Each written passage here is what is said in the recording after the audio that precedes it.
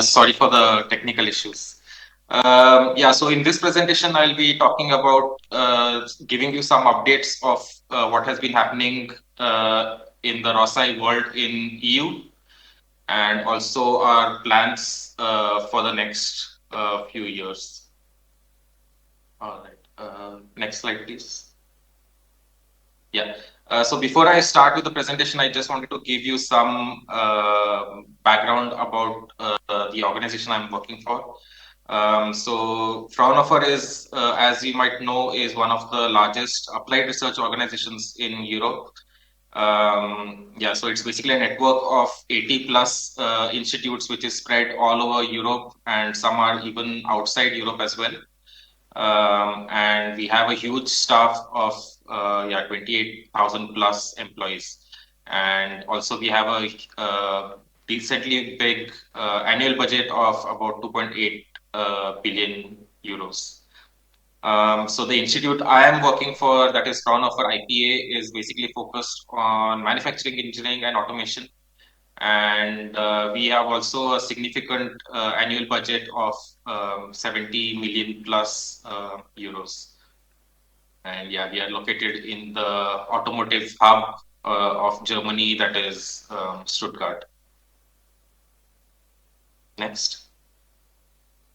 Yeah, so below you can see some of the facilities we have here at Fraunhofer IPA in Stuttgart. So yeah, we have labs for Industry 4.0, bio labs, and also the robotics experimentation area where I am most of the time spending my time. Next. Yeah. So yeah, Fraunhofer IPA was one of the earliest adopters of ROS in Europe.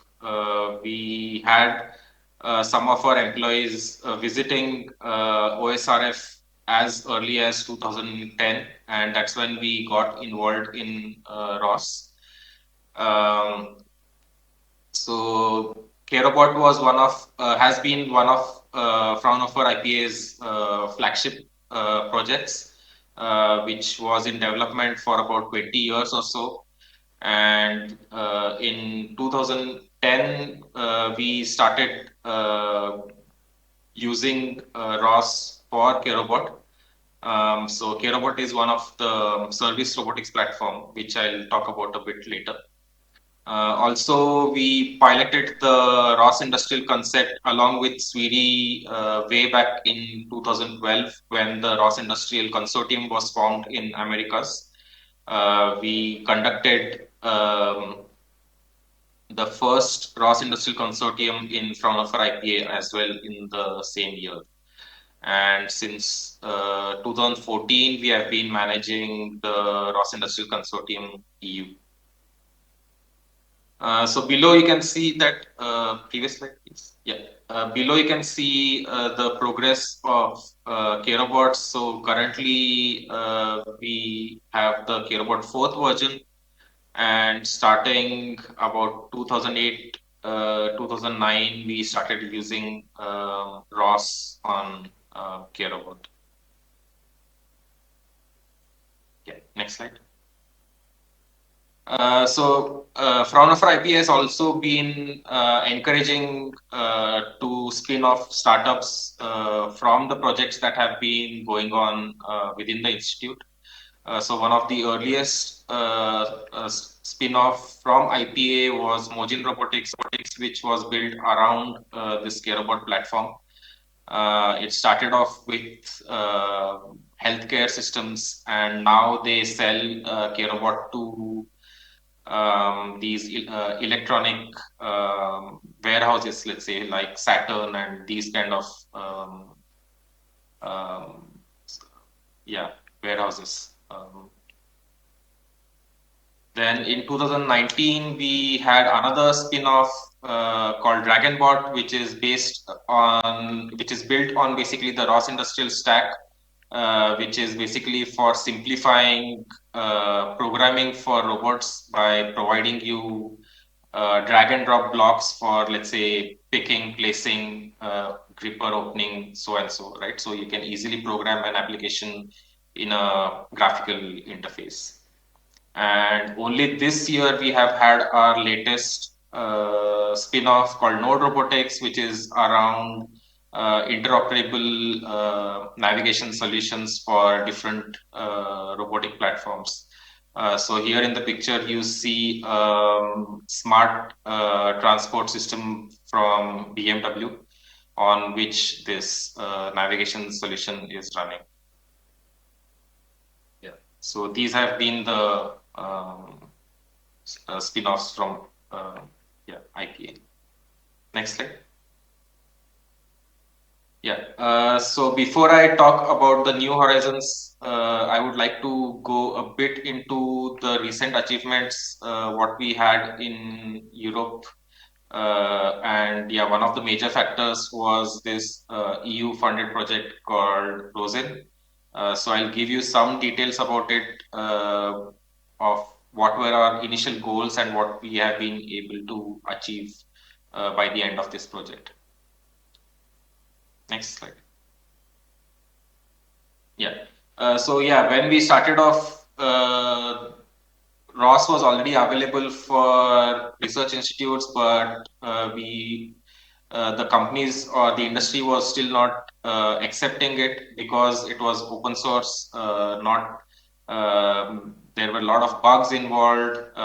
Very few components were available for, let's say, drivers or some specific applications, and also yeah, not many engineers were basically trained in this new technology, right? So by identifying these three main shortcomings of ROS, uh, the ROSIN project was built to address these three pillars, right? So to improve software quality by not enforcing, but at least making the community more aware of what are the best practices to write software components, and also to make them aware of unit testing and code scanning and such tools to make the software of a better quality. Also, third-party funding were made available to companies who would want to develop new software components and make them open source. Right? So to identify what are the missing components, be it drivers, be it even for documentation. So if there are software components available but no documentation available, Rosin also provided funding for writing wiki pages, tutorials, so and so. And finally, education, which was basically we trained more than 100 industrial engineers on ROS. And yeah, I'll be talking a bit more about education in the further slides. But yeah, at Fraunhofer IPA, we have been conducting ROS trainings since early 2018. Next slide. So these are some of the results we achieved from Rosin project, which I would like to highlight. Of course, it's not possible to show all the achievements, but probably we try to handpick a few of them. One of the major achievements was basically we finally convinced Universal Robots to support an official ROS driver. So there were already quite a few ROS drivers available. But through the Rosin funding, we had a cooperation between UR and FZI, which is the research institute here in Germany. So this is the first official UR driver, right? So it tried to address all the shortcomings from the previous drivers, which was community developed. One of the major features was basically now you could integrate ROS into your URCAP programs. Also, you could control the robot through external control, right? And there are many more features available in this ROS driver. This driver was made available for beta testing when it was released, and yeah, it is now available for people to use directly in their ROS applications in industry. You can already see that it has already gained quite some traction based on the contributors, based on the number of forks people have made, and the usage basically. And as a follow-up of this project, they already now released a ROS 2 version of the driver. This was again a collaboration between an OEM, that is your system integrator, that is Picnic Robotics, and a research institute, that is FZI, which is a rare combination for all different stakeholders to come together and develop a driver which is freely available for everyone to use. Next slide. Another major achievement for us was basically a trajectory generation planner from PILS, which is again a safety components manufacturer here in Germany. The standard planners which are available in MOVET, let's say OMPL, these are basically sampling based planners. They are not deterministic, meaning that you may not get repetitive paths for the same starting and goal positions, but this was meant for more industrial use cases where you want deterministic planners. So you could now generate the typical industrial trajectories like LIN, PTP, and circ, and yeah, you could get basically industrial grade accuracy and performance for the of these planners. So now this planner has been integrated in MOVET, so you could basically install MOVET and by default use PILS planner.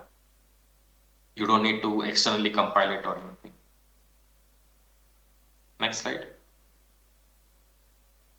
Lastly, this is a project mainly to highlight the one new simulation environment that is being supported now within ROS2, and also one of to highlight the fact that Rosin in the later stages funded a lot of projects for ROS2 development. So initially, for sure, it was focusing on ROS1, but since Foxy was released, the focus shifted to ROS2, and in the last couple of funding stages, a lot of ROS2 based projects were funded. So this is a project executed by Cyberbotics, which is a Swiss-based company which is developing a simulation platform called VBots. So basically, the robot has now been ported to ROS2. You can control the real robot as well as a simulated robot in through the interfaces, either the real robot or in the VBots simulation environment. And as I already mentioned, it is one of the first robots which is supporting ROS2, and now VBots is basically part of the ROS core packages. So yeah, so now along with Gazebo, you have basically VBots, which is also out of the box supported, right? So now it was a good showcase for Europe because yeah, one simulation environment has come out of Europe as well, apart from Gazebo, which is a Silicon Valley project. Next slide. Yeah. So you can check some more results on the Rosin website.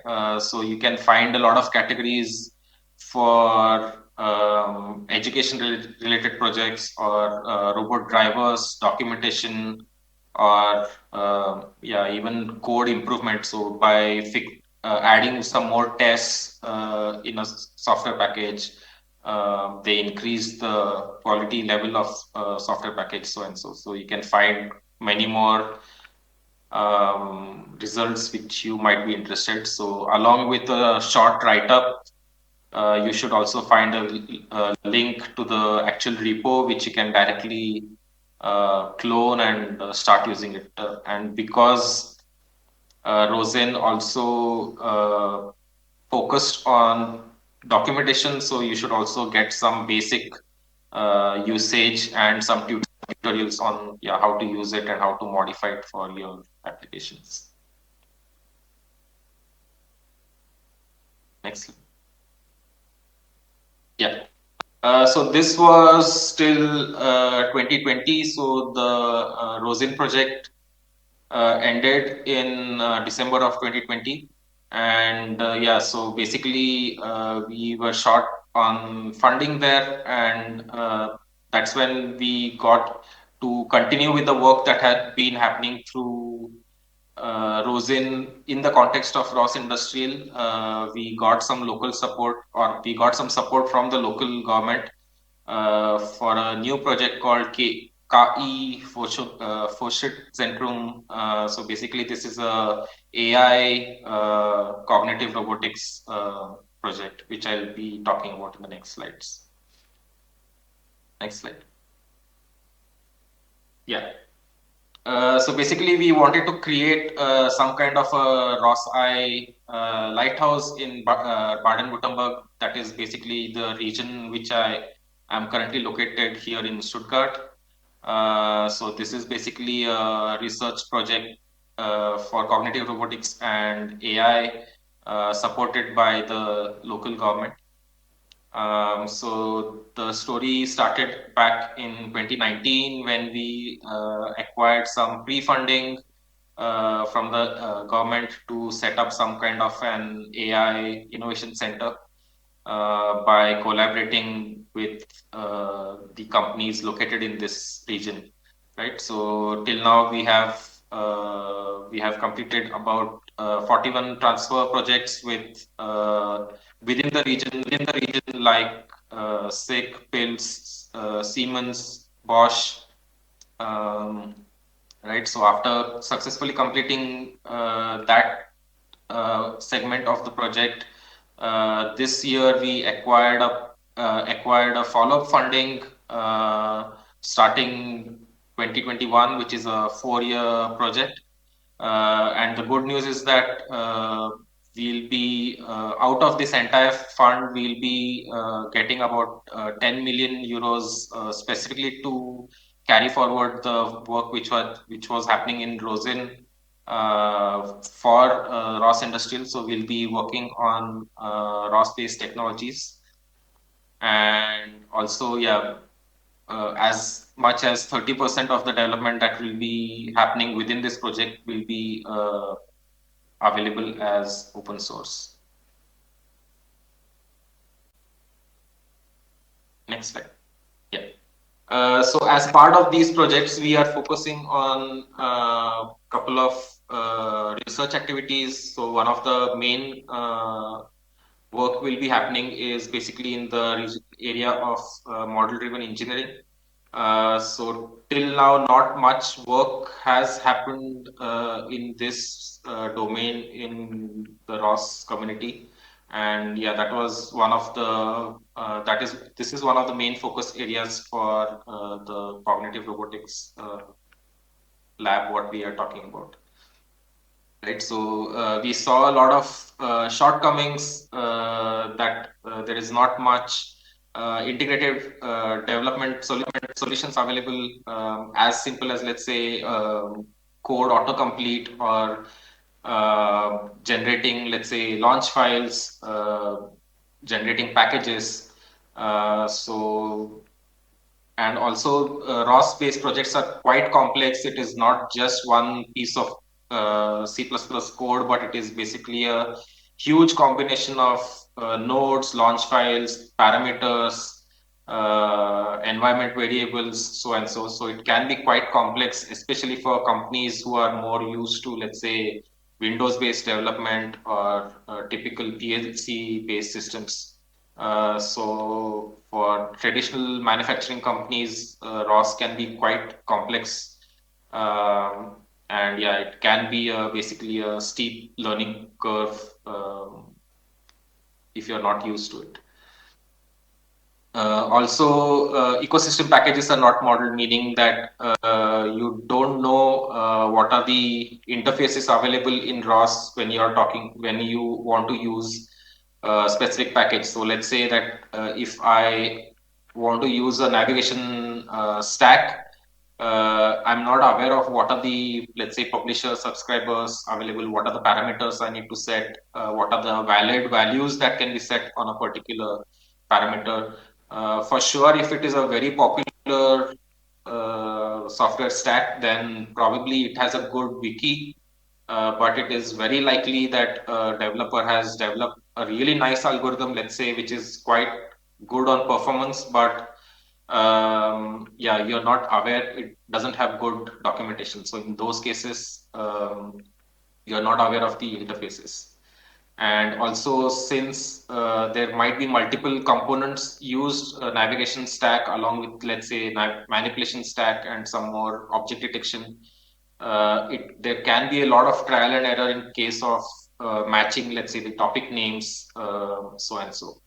And so this model-driven engineering approach gives a good solution for most of these problems discussed here. You can basically extract code of the available components and recognize what are the interfaces available. You can basically develop a model and of interfaces, components, and basically generate boilerplate code along with launch files. And also, you can basically validate the composition of these launch files, meaning that does my publisher matches correctly with the subscriber based on the names of the topic and also the type of messages being passed. So this is still in a beta testing phase, but you are welcome to test it out and get in touch with us if you want to know more about this. So you can find a link on the slide. Next slide. Yeah, so this is a typical process of how you would use that. Basically, you will extract models out of existing software components. You can basically view these models in a graphical interface, and you can basically compose these interfaces, right? So if you can basically join a publisher along with the subscriber and make sure that it is a valid connection. And once you have a valid raw system design, so basically this happens at design time. So you can be sure that you won't encounter runtime issues. And once you have a valid raw system design, you can basically generate ROS files for your specific ROS application. So not just C++ or Python code, but you can also generate launch files with already parameters set on them. Next. So along with static design time tool, we also have runtime diagnosis and monitoring framework, which is again closely integrated with the modeling approach, which I spoke about in the previous slides. So here you can basically evaluate your running raw system by checking against what are my necessary or desired system that I need to have, and you can compare that with the actual running system and generate errors in case of there are some missing components. So in case a node shuts down or crashes for some reason, you can it generates a diagnostic error message saying that one of the component is required component is not running anymore. And apart from the ROS graph observer, you can have property observers. So you can basically observe topics, individual topics or combination of topics, and you can write a customized equation, let's say, to see if the values on a specific topic are within the expected range. And if the values go beyond this range, then you can generate an error message based on that. Next. Yeah, so this is how the observers would look graphically. So you will basically feed in the system a desired model of a desired system, and the observer itself creates a model of the running system and does a comparison and generates diagnostic messages. And on the right, we have an example of property observer, which is here for the example, we took a battery monitoring system, which basically measures if there is already a battery topic available, it can monitor that and it can throw an error message if the battery level goes below a particular level, or you can or you can combine multiple topics and write your customized function, and based on the value of that function you can generate a diagnostic message. Next slide. Yeah. So this is the development roadmap what we have for the project. So until now we were focused mainly on the ROS1 development, but since this year we have been focusing on ROS2. So the features what were available for ROS2 are now available, or we are currently in development for making them available for ROS1 as well. So basically extracting components from the existing software stack. So one advantage would be that you can automatically generate an interface documentation based on this model. Also, based on your components which are available on your system, you can auto-generate launch files, and also the runtime diagnostic system, what I explained in the previous slide. What we'll be focusing on in 2022 is also we'll be modeling the hardware characteristics, basically your kinematic system. So we can extract models from your URDF files, do some composition, validate those composition, and probably also generate URDF files for this composed system.